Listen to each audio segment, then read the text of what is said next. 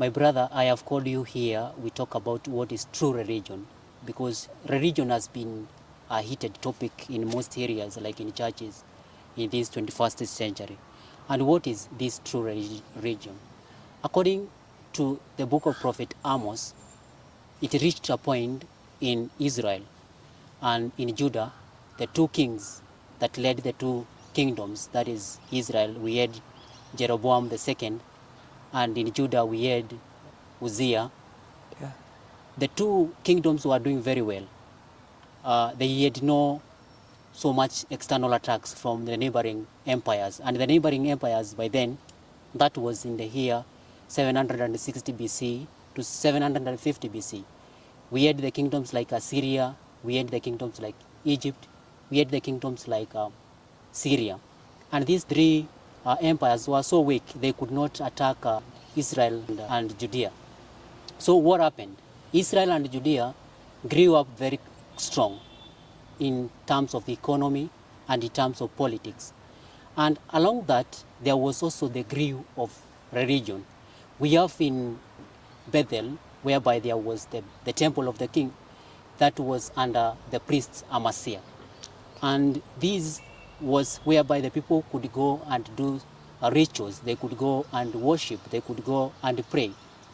This grew very strongly because the kingdom was doing well economically and also politically. So the growth of these kingdoms, how strong they were, it was not going hand in hand with the justice. The people, the rich people, they used to misuse the poor. They could take up their lands, they could as well use them in farms, as well they could sell them as slaves. And this was not so good. God was not happy about what the rich they were doing against the poor. So God chose prophet Amos, a herdsman and a sycamore dresser, to go and prophesy in Israel. That is, Israel was the northern kingdom. When Amos went there, he told them the message of God. And the message of God was based in the book of prophet Amos, chapter 5, verse 20 to 22. Now God was saying this: I hate and despise your feast. I take no pleasure in your solemnities. Even though you bring me your burnt offerings and grain offerings, I will not accept them. And why is God denying these offerings from the Israel? It's because whatever they were doing, they were fighting the justice. They were not just to the poor. They were misusing the poor. And God never accepted their religion. God never accepted their rituals. God never accepted their songs and the praise, because what they were doing to the poor. So what are we learning from this verse of prophet Amos?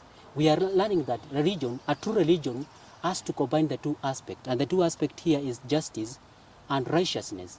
And that's why he is telling them, let justice flow like water and also righteousness flow like streams. It's because if we happen, we as Christians, separate ourselves, yes, we are going to the church to preach. Yes, we are going to the church to pray. We are going to the church to sing to God. But we separate ourselves from righteousness. We separate ourselves from justice. Then God does not take up that one. God is not happy about that. We need to uphold justice in our life. We as Christians, think about how we as Christians, many things that we do in our lives that don't appease God. Many things that we do in our lives that are against justice. We need to stop that for us to have that true religion.